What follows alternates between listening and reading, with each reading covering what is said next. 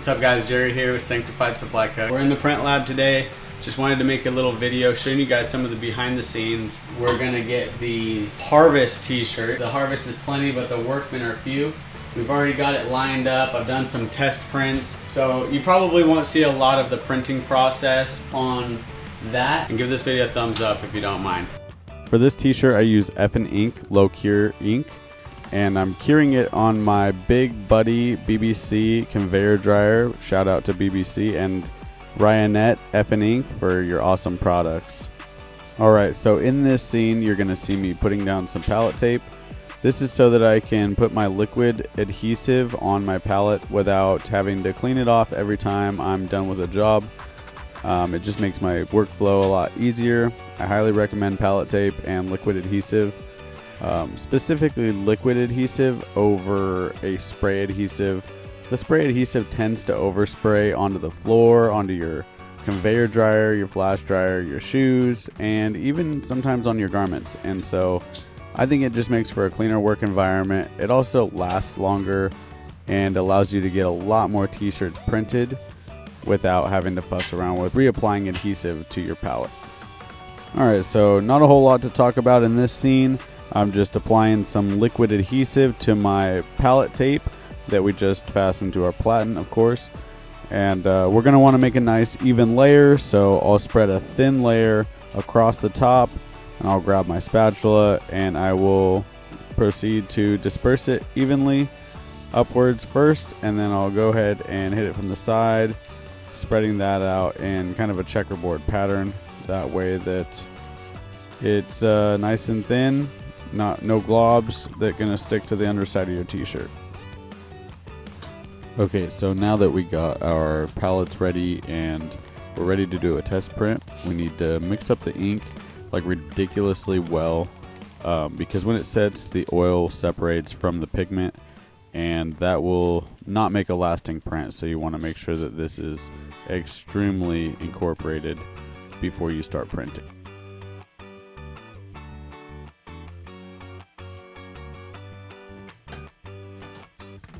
Okay, now that we've got our ink all the way mixed up, we can go ahead and get some ink on the screen and start doing some test printing.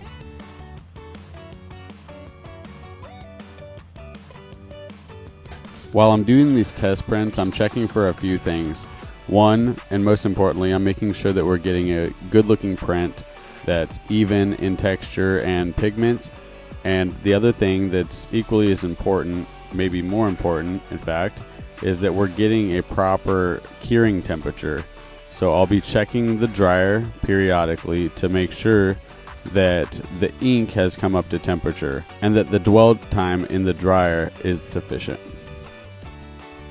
So I didn't actually end up getting this print run on camera. I'm not sure what happened. This is a little bit older footage. I took this maybe last month, but needed to finally get this video edited. So here we are. Anyways, you'll see in this next scene coming up that we're moving on to another job. Screen is cleaned. Go ahead and go put it away.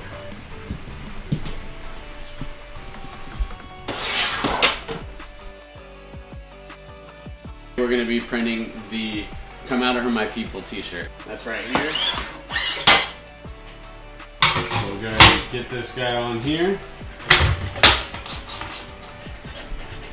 Kind of get it, eyeball it square on the platen, and then we'll make sure that it's straight. Drop this down here. Now you can see, if you look close in here, I got a line right there that I can base the top of this design off of. It's almost completely straight already. Looks like I have a little bit less space over here than I have over here. So we'll go ahead and take this and we'll just move it over a touch. So I'm going to do a couple test prints here and make sure that our temperatures on the dryer are running good. Make sure we're getting a smooth print on the shirt. So first I'm going to take our ink. This is Wilflex white ink. Real thick, good quality ink. Made in USA if you're interested in that. We'll go ahead and get a test print going on.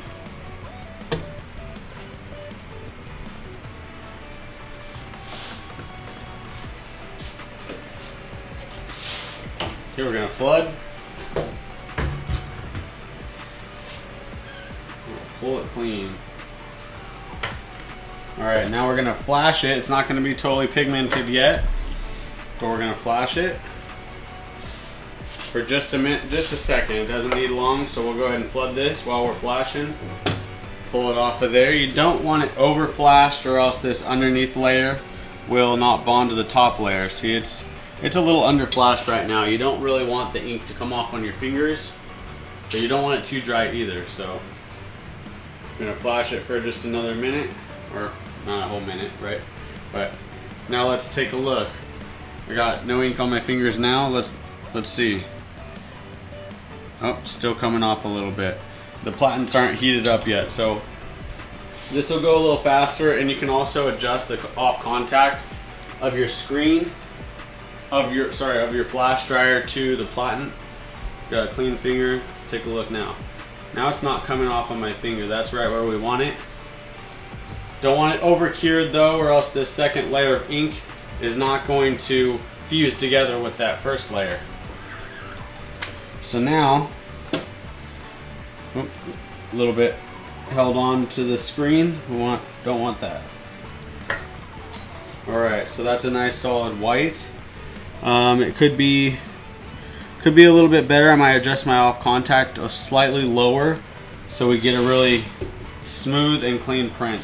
There's also a lot of fibers on these test pellets, so it doesn't exactly come out as smooth as the actual t-shirt will. So now we're going to throw it in the dryer. And when I'm doing my first one, I always like to do a timer. And I will start my time as soon as that print is completely underneath the gate. And it should stay in that dryer for about 60 seconds.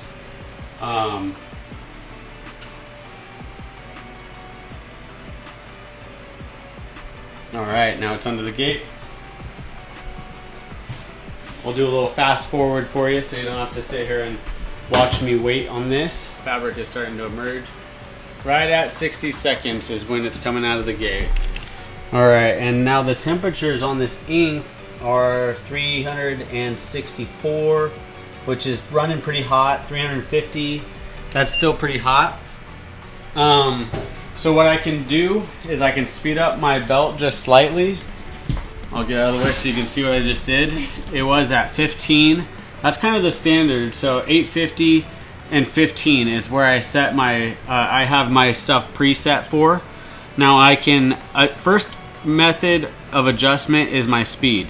I can go up to about 18 on here and still get the dwell time that I need on my fabric. And I can go down to about 12 or 10 if I have to make sure that my temp is correct. Now if I can't go between those two ranges and get the temperature I'm looking for, then I'll have to adjust my heat. But that's my last resort. This is pretty much, and it depends on if I'm doing a low cure ink or if I'm doing a regular plastisol ink. Low cure cures at 260, regular plastisol cures at 320 Fahrenheit.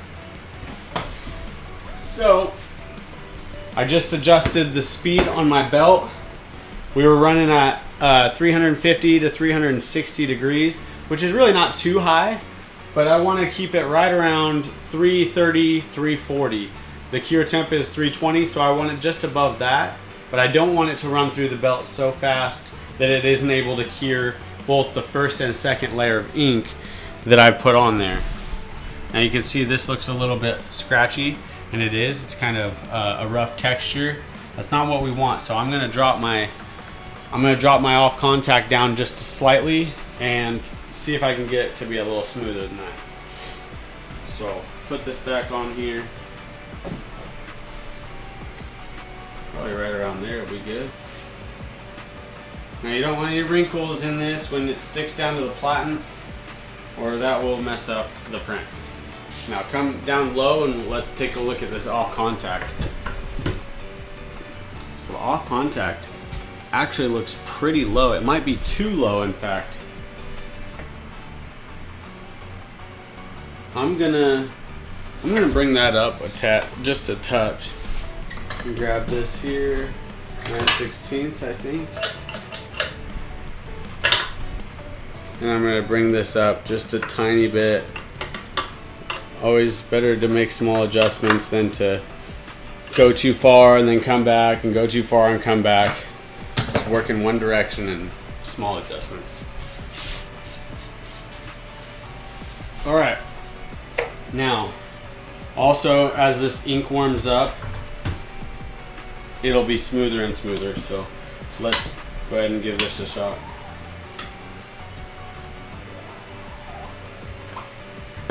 Alright. Give this a cure. And I'm going to drop this down a little bit because I don't like waiting that long for it to flash. That should be good on the timing, hopefully. Yep. That's not sticking to my finger, but it is tacky still. Alright, another flood. And this time we want to we don't want as much tilt on it because you don't want to force a lot of ink through the screen. You kind of want to have it just a little tilt because you want to shear it off.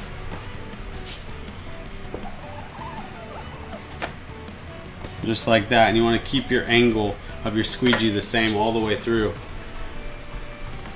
Okay, that looks a little better. Got more pigment on the shirt than before.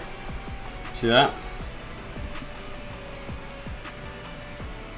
And you can tell the ink is warming up too because it's laying down a smoother coat of ink. So it's not where we want it yet. That's why I always do multiple test prints before I start doing a run of t-shirts. So let's check the temperature on this. That's going to be this far image. This one's already dry, that one's not. Let's throw it on there. And I'll fold this in half so that we only see the one image coming out. Reset my watch, my timer. Oops. And again, we'll wait till that's all the way underneath the gate to start the timer. And it'll be somewhere just shy of 60 seconds under the gate. This ink needs to be at cure temperature for at least 30 seconds. I like to go low and slow though. I try to hit double that time inside the dwell chamber. I know this is a bunch of information that you probably will never use. Unless you're a screen printer, then you're welcome. Because this is all stuff I had to find out myself. I mean, there's a lot of videos on screen printing, but time and temperature, dialing in your dryer, there's no videos on that because there's so much variability. And I understand why there's not videos on it, because it depends on how thick of a layer of ink you're putting down. It depends on what kind of ink you're putting down. Depends on your dryer, your environment, how humid it is, how hot it is. Alright, let's see what our temp is coming out. Now our temp is at 342, 329. That's exactly what I'm shooting for, you guys. 330, about 10 to 20 degrees over the suggested temp is what I want. Now, as we start putting more and more prints through the dryer, these t-shirts are much cooler than that dryer. And it's kind of the equivalent of putting a cold steak in a hot cast iron pan. You might get a good sear on that first side, but that steak is going to draw the temperature away from the pan. The same is true when you start putting these cold t-shirts through a hot oven. They're going to start absorbing the heat, and the more you're flowing, the more t-shirts you're putting through there, it's going to lower the temperature of your dryer. So I have it set right now at 18 for my speed, but as we start putting shirts through there, I'm gonna start lowering that belt speed gradually. First few shirts I put through there, I'll knock it down to 17. A couple more shirts, I'll probably knock it down to 16. It all depends on what your temperatures are looking like. And you can ask my camera girl. I'm constantly checking the temperature on these as they're coming out, all the way until we finish the run sometimes. So it's very important that you make sure that this ink is curing all the way. If when you're done printing it, it can't stretch, if it cracks, it's not cured right. But that's not a perfect test. The only way to know for sure is if it survives multiple washes. But your print should be able to stretch like that and not crack. If your print is stretching and cracking, then it hasn't been cured properly. So another thing we can do to increase the smoothness of the print is clean off any lint and fiber that's stuck onto the glue on my platen. So I'm going to go ahead and wet this sponge. This comes off with just water, and I'll just wipe over this, kind of switching directions, and clean this platen off. And you can see I had some ink come through a t-shirt that we're printing yesterday. Alright, so that's going to help the t-shirt stick down nice and tight to the platen, and that'll prevent any lift of the t-shirt, and that should help us get an even smoother print. I'm going to swing this around, don't get hit. Okay, so at some point between the last print that I printed and right now, my flash dryer had switched off. So I'm about to go through the process of figuring that out. So I actually kept this in here because I thought that it would be a really valuable learning opportunity for anybody who's getting into screen printing or considering getting into screen printing. There's a lot of things that you aren't going to be looking for because it's kind of an anomaly to happen. But this is something that unfortunately happens to me quite frequently. We might just have weak breakers in our breaker box, but anyways, I hope that it's of benefit to you. But yeah, stay tuned. You'll watch me figure out that I've been trying to flash dry my prints with a flash dryer that's not currently powered up. Do that, clear it. It's a pretty nice coat of ink there. Real quickly, let's do this process. Don't want that to be over cured, remember? Oop, it's a little under cured. Under cured is not as bad as over cured though, so we're just gonna give this another second. And we're gonna go for it. I shouldn't have just gone for it, because if I had just touched that ink one more time, I would have realized right then and there that that ink was not cured or dried whatsoever, and that's why I still didn't get a good print. And I will in fact go on to do another test print, only to find out again that my flash dryer is not on. I didn't get that bottom layer cured all the way. I should have gave it a little bit longer, or at least touched it to find out the second time. So, coat it.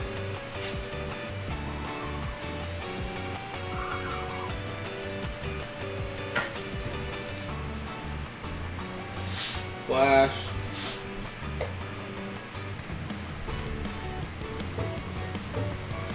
And the angle that I'm flashing at too, it could be flashing a little uneven.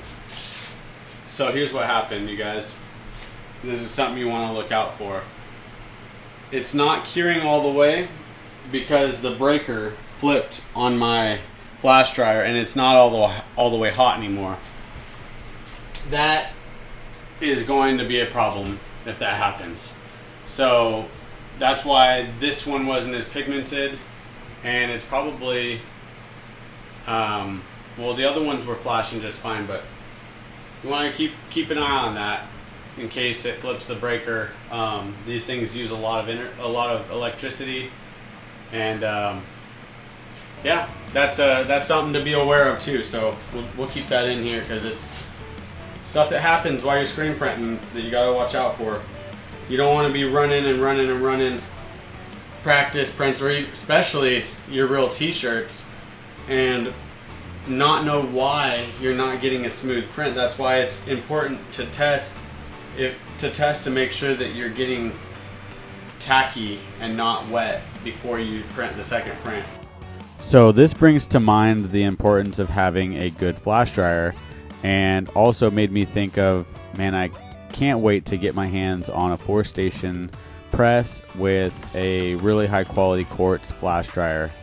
Why you would need 4 stations? The biggest reason is because if you don't, you're either gonna have to put your flash dryer over there, and if you have a flash dryer like mine, and if you know anything about screen printing equipment, nothing's cheap. This flash dryer is the cheapest like version you can get, and it's still several $100s for one of these. So I have to share my space with a flash dryer that's super hot, and you can imagine in the summertime being between this conveyor dryer, which is 850 degrees, and this flash dryer, it gets very, very hot in here, like 90 degrees, and it becomes very difficult to bear. But if you have a 4-station, meaning one here, one there, and on each side, then you can put your flash dryer right here, and once you've done your test print, you can move it on over here, and it can automatically be underneath the flash. Now I'd probably have it on that side where there's more space. We have space limitations in this building, but that allows my camera girl to, she's also my assistant, my little sister Jordan. She's over here putting t-shirts on here for me. So she threads these shirts on one at a time, just like this. It allows her to keep on doing that and sending them over to me while they're getting flashed. In this case, we're talking, it'll probably be on that side. She'd send a new shirt over here. The shirt I just printed would come right here, and right here it would get flashed, while there's a new t-shirt right here coming around to get printed. Now we've got t-shirt on each one of these. This is already flashed. This one's coming around to get printed. And now I have 4 t-shirts that have been flashed. There's upgraded flash dryers that will be on a timer. They'll sense the t-shirt coming underneath it, and it will flash it, and it'll turn off so that it's not just sitting there cooking the t-shirt. So the flash dryer that I have my eyes set on is this Comet Pro. Here it is, take a look, and soon enough, y'all willing, you'll see this in our shop. So stick around. One of these days I'll show you what that looks like. So let's go ahead and check that out. It's still wet. This should be hot enough to cure it though. So we'll get this cured, and we'll put a second layer of ink on there.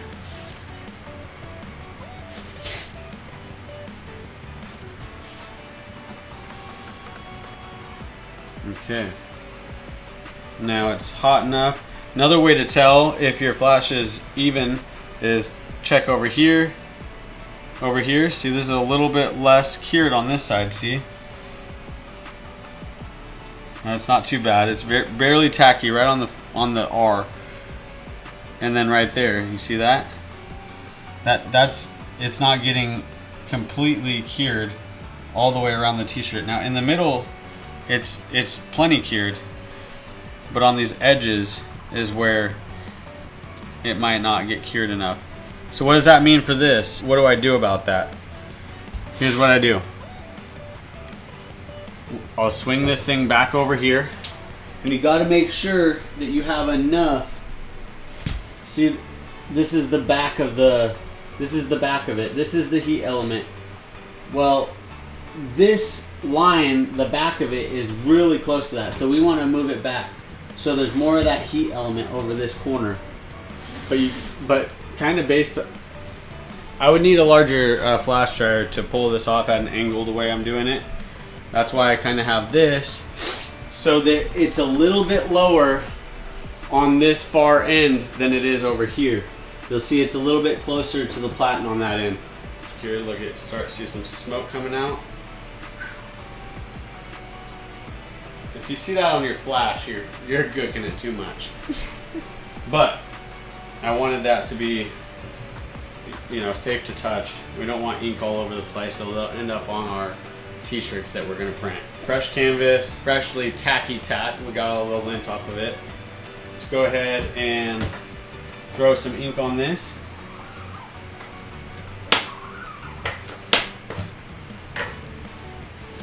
Ooh, almost reached the top of that button. Now we'll go over here and we'll coat this while we're waiting. That should be close to, that's good. So I'm checking the corners. Oop, everything feels good. So if it's not done, you'll know by checking the corners, because the center of this flash dryer gets the hottest. Let's go ahead and throw a second layer on this.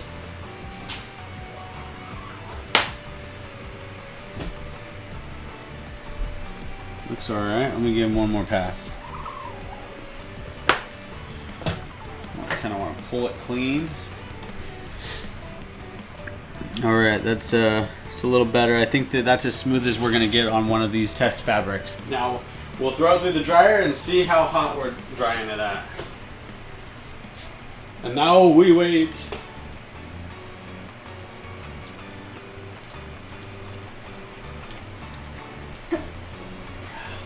Okay, here it comes.